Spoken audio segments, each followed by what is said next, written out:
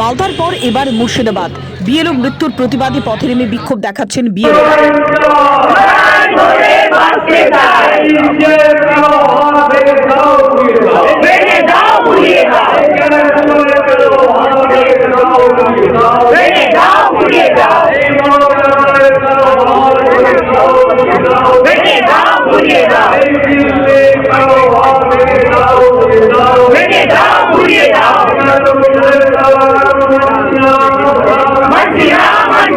মালদার বিএলও সম্প্রীতা চৌধুরীর মৃত্যুর পর আবারও উদ্ধার করা হয়েছে আরও একজন বিএলও দেহ।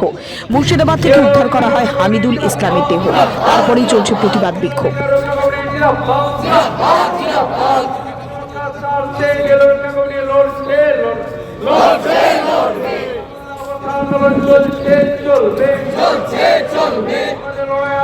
শনিবার রাতে স্কুল থেকে ঝুলন্ত অবস্থায় উদ্ধার করা হয় প্রধান শিক্ষক হামিমুল ইসলামের দেহ। পরিবারের অভিযোগ, কাজের চাপে আত্মঘাতী হয়েছেন বিএলও।